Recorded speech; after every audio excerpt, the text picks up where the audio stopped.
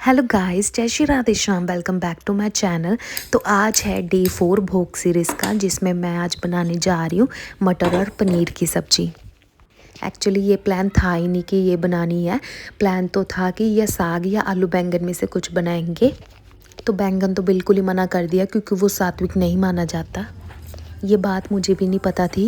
ये किसी कथावाचक के द्वारा सुनी थी मैंने बात कि जो बैंगन होता है वो सात्विक नहीं माना जाता, क्योंकि उसका जो बीज होता है ना, वो हमारे पेट में 24 दिन तक रहता है। तो माना जाता है कि भगवान न करे इन केस इन 24 दिनों में कुछ आपत्तिजनक हो तो वो बीज पेट में ही रह जाता है, तो उसका ये अपराध माना जाता है।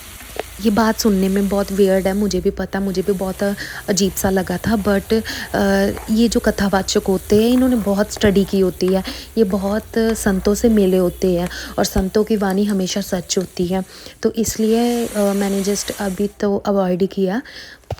और दूसरा पॉइंट ऑप्शन था हमारे पास कि साग को बनाने में तो पूरा एक दिन जाता है, पूरा दिन लग जाता है। तो इसलिए ये भी अवॉइड हो गया। अब कल देखते हैं, कल शायद बनेगा। तो इसलिए मैंने सोचा कि मटर पनीर की सब्ज़ी बनाते हैं और अपने ठाकुर जी को भोग लगाते हैं। जैसे मैंने आपको बताया था कि तड़के का प्रोसेस तो सेम ही रहता है, वैसा ही मैंने तड़का हमेशा ऐसा ही लगाती हूँ। भोग बनाने में तो मुझे बहुत मज़ा आता है। अभी तक तो ये वैसे भोग नहीं है, अभी तक तो ये खाना ही बन रहा है कि जब मैं अपने ठाकुर जी को भोग लगाऊंगी तब ये भोग बन जाएगा। कई बार क्या होता है कि लोग क्या करते हैं, वैसे मैं भी यही करती हूँ, हम भगवान को भोग लगाते हैं, ठीक है। तो वही सारा जो भोग वाला होता है प्रसाद, वो हम अपने भोजन में मिक्स कर लेते हैं, है ना। ऐसे ही करते हैं सभी। बट ऐसे मैं किसी दिन करती हूँ, किसी दिन नहीं करती हूँ। क्योंकि कई बार क्या होता है, मेरे मन में क्या आता है कि इन केस की कोई या फैमिली मेम्बर हो जाए या कोई बाहर का इंसान हो जाए, कोई खाने में कमी ना निकाल दे। अगर वो कमी निकाल देंगे तो वो अपराध हो जाता है कि हमने प्रसाद में कमी निकाल ली है, ठीक है। इसलिए मैं बहुत कम करती हूँ कि मिक्स करती हूँ।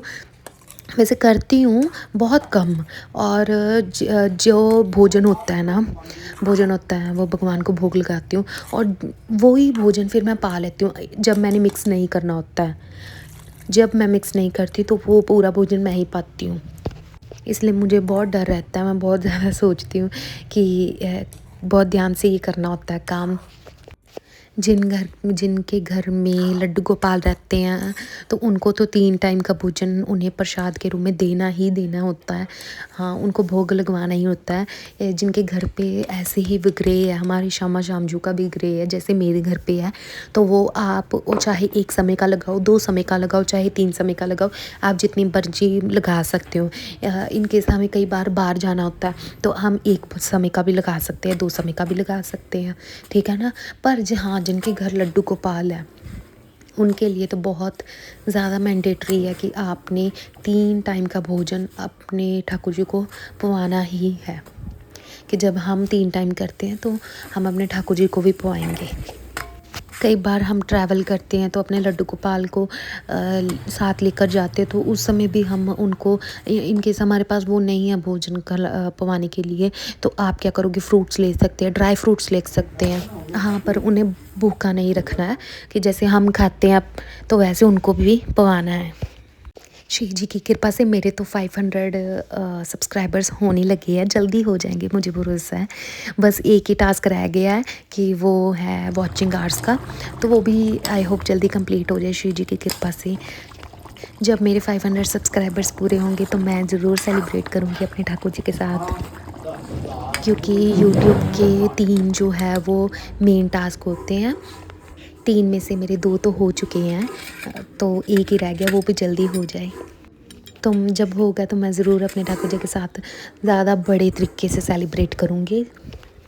भोजन तो बन गया, अब मैं ठाकुर जी को भोग लगाऊँगी तुलसी पत्र के साथ। तुलसी पत्र बहुत ज़रूरी है, इसलिए कभी ना भूलें। तो इसी के साथ आज था डे 4 भोग सीरीज़ का। भोग लगाकर अब मैं करती हूँ ब्लॉग को and. Thanks for watching, do subscribe my channel.